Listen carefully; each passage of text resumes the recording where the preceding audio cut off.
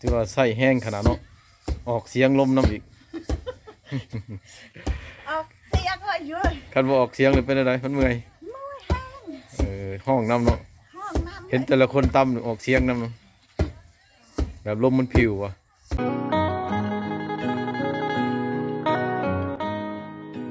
เอาทักทายสบายดีท่านผู้ชมเจอกระบอกสมุนอีกคือเก่ามื้อนี้เขามาเลาะหมู่บ้านชนบทอีกคือเก่าท่านผู้ชมเลยมื้อนี้ไฟดับส่วนหลายไปเฮือนใดกะแต่เห็นแต่ก็จะตำเข่าเด้อท่านผู้ชมเด้อว่าท่านผู้ชมเลาะเบิ่งกัน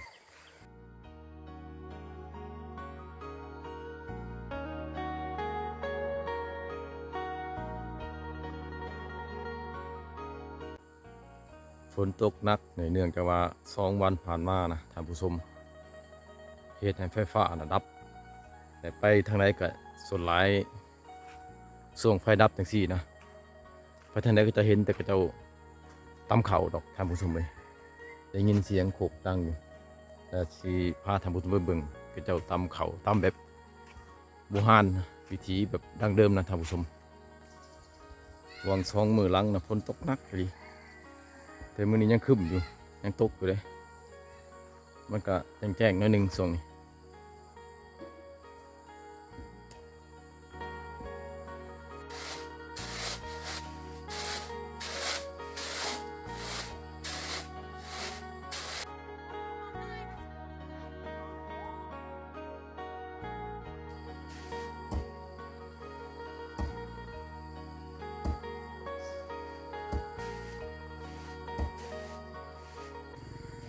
ช่วงฝนตกจริงๆนะท่านผู้ชม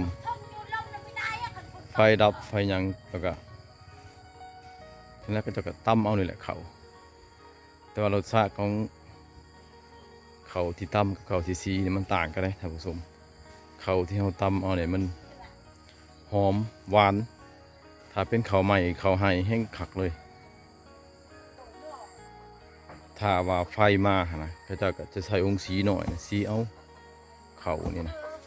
แต่ก็ส่วนน้อยดอกท่านผู้ชมเพราะว่าบางเฮือนกับบุมีหงสีแล้วก็บ่ได้เข้าไฟซ้ำอันนี้ก็บางครอบครัวที่ว่าฐานะค่อนข้างดีเนี่ยก็ได้เข้าไฟแล้วก็มีหงสีหน่อยถือว่าบ่ได้ตามเขานะท่านผู้ชมเลยแต่ครอบครัวนี้ก็จะค่อนข้างบ่ค่อยมีเงินนะก็เลยว่าตามเอาแต่ว่ามื้อนี้พิเศษสุดไปทางไหนก็จะเห็นแต่คนแบบว่าตามเขาท่านผู้ชมเพราะว่าคือบ่สมบูรณ์บ่แหละไฟบ่มาสิพาทานผู้ชมย่างคือเบิ่งหลังเฮือนหลังอื่นอีกหลังอื่นก็จะก็ตามเขาคือกันมื้อนี้คือว่าพิเศษสุดย่างไปหลังใดก็สลายจะเห็นตามเขานี่ล่ะข้างหน้าก็มีท่านผู้ชมเลย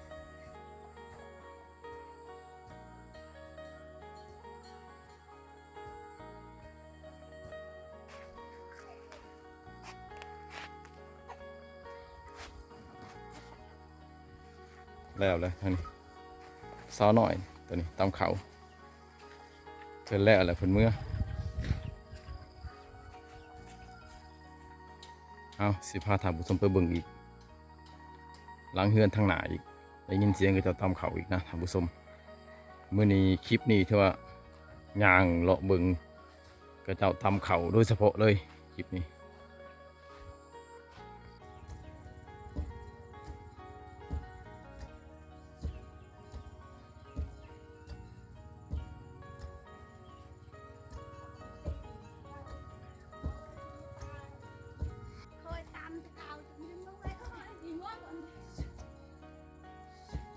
เป็นยังคือบุษีเอามือนี่สิ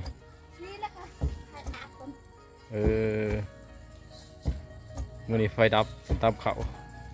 2 ครอบครัวถ่ายแค่ในลงเพชรเป็นเหมือนการเด็กถ่ายเยอะดังเด็ดลงจุ๊บโอ้แห้งอย่างนี้เนาะสิแล้วนะอันนี้จักเทื่อเลยของเจ้าจักเทื่อเลยฮะ2 เทื่อนี่ปะ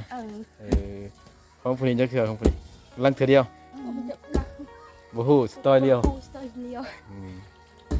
ว่าให้แม่สะอาดแปรพังจักเทื่อเลยตัวนี้เทื่อหนึ่งเนาะผู้นี้เนาะผู้นี้2 เทื่อเลย 3เทื่อนี่ได้เลยคุณเจ้าเนาะ ช้ำเชือใช่แล้วเลยและหมดเลย อืม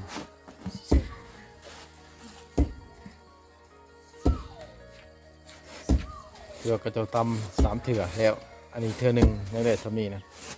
หลังจากตำเทื่อหนึงก็พัด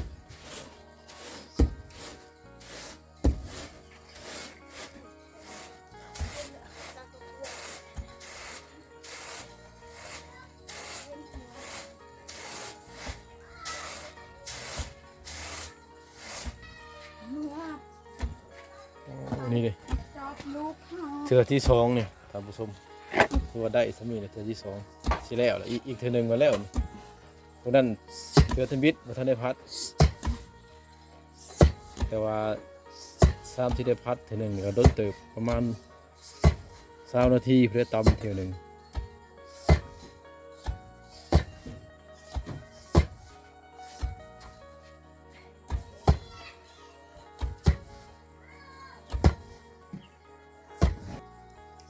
ข้าวนี่ข้าวเก่าบ่ข้าวที่พี่กายนี่บ่ เออ ก็เรียกว่าข้าวใหม่ปีนี้ยังบ่ทันได้กินบ่ข้าวใหม่ปีนี้ นั่งกินข้าวเท้าก่อน ถือว่าเหลือหลายเนาะข้าวเก่ายังหลายอยู่ ฮู้ยังเช้าเปล่า ปีนี้ฮู้แล้วบ่ปีนี้ เออพูดและไอ้14เป้า เออให้ใช้ให้อยู่เซหรืออยู่ภู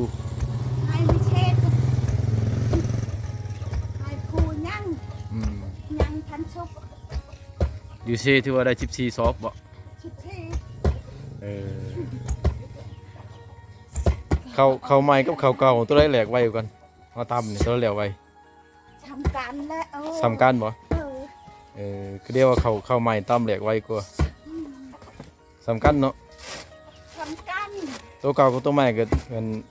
แล้วสำคัญเนาะแล้วถ้าสำคัญบ่ ทำกันหมดเลย คิดว่าข้าวใหม่มันอ่อนแล้วตำแล้วไวนี่ตัวนี้เถื่อทมิดนี่ตอนกำลังสิพัดเถื่อทมิดวันนั้นเถื่อที่2แล้วพัดอีกเถื่อนี่ถือว่าแล้วเลย2เถื่อ3เถื่ออันนี้เถื่อทมิดนี่ยังได้สามีละแรกสามีได้เถื่อทมิด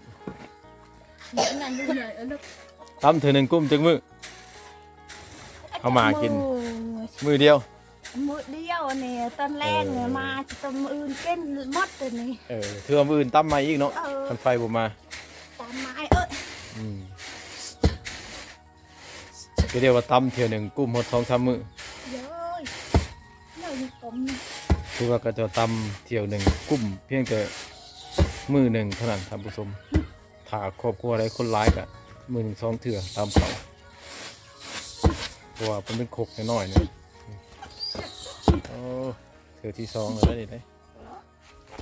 แล้วเลยได้เนาะ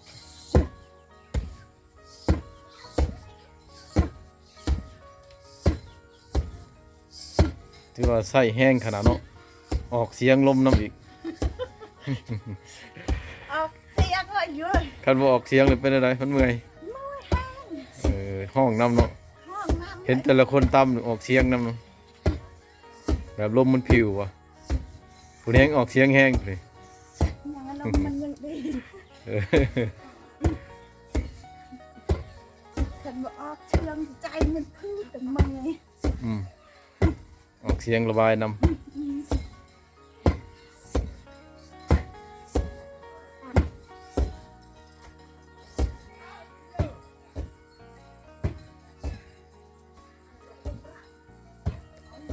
เอาละท่านผู้ชม15ท่านผู้ชมไปเลาะมึงอีกเอือนได้หลายหลังทางหนาโอ้ตำแห้งแท้นี่อุ้ยดับบ่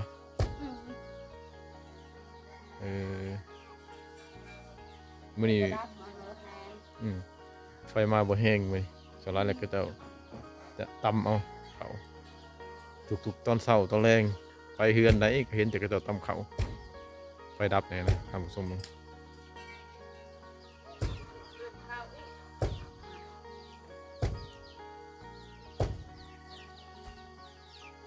แห้งเนาะเจ้าเนาะคือบ่ให้ผัวตำเป็นจังไดมันเป็นเวียกผู้หญิงบ่ตัวนี้ หัวตะบดตามเขาอ่ะ ผู้ชายตำบ่ได้บ่ ได้อะมันเป็นอย่างมันตาม สลายบ่เห็นผู้ชายตำเนาะ